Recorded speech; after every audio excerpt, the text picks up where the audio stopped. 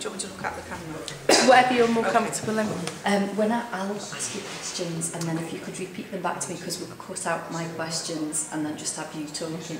So just so it puts it in the context of what you're about to say. Okay. So first of all, could you just tell me your name, your position, and which organisation you're from? My name's Cathy Monaghan. I'm head teacher of St Jerome's Primary School in Formby. And can you tell us how you came to be involved with the Windmills Foundation? Our school is part of a learning community in Formby called the Forthright Learning Community, and Windmills had worked with one of our primary schools on the £10 challenge, and the feedback had been really good, and their head teacher brought it to our group meeting and suggested that this might be something we could all do together and as part of transition work with the high schools as well. And can you tell us a bit more about the £10 challenge?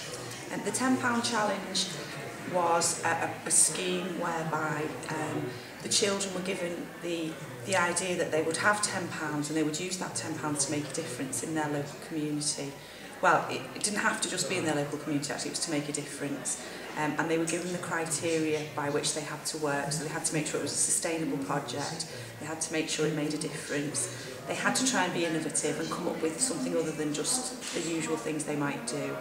There had to be learning in it, and learning maybe not just for them, but perhaps for the people that they were making a difference for, and they had to enjoy it, it had to be an enjoyable project and process. So that was what we did, that was where we worked from. And can you tell us how did the children benefit from it?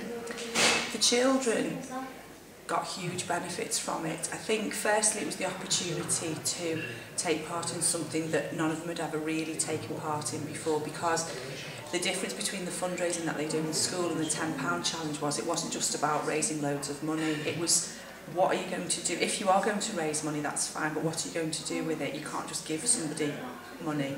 You have to use that money to do something that is going to have a lasting impact and something that can be sustained. And I think the challenge of that really excited them and interested them.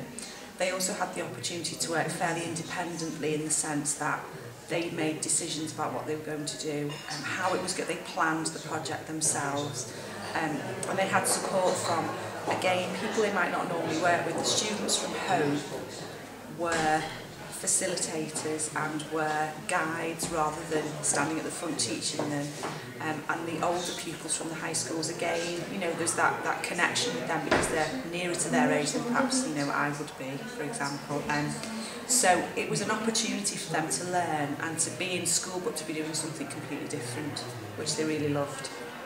And do you have an ongoing relationship with Windmills? Are you working with them now? We've got quite strong connections with Windmills because, first of all, the £10 challenge was a massive success and we want that to carry on, but we need to look at also how the various aspects of things like No Regrets on Sunday, the STAR programme, which I know are other aspects of Windmills' work, but how they can equip our older children in secondary schools to mentor and support our younger children, and also how elements of that could possibly help our Year 6 children to think about what they want out of life and what their future is going to hold. So we do very much have an ongoing relationship, and we would like to keep developing that because I think it's really important. And finally, would you recommend Windmills to other organisations? Windmills for me has been, it's like finding something that you thought might be out there, but you wouldn't, you couldn't define it for anybody if you said what's the kind of organisation that I'd like to work with. Well, Windmills is it for me really, so I would support it, I would recommend it, and I think it's a very inspirational, that's probably the best word, inspirational organisation to have contact with and to be involved with. That's great.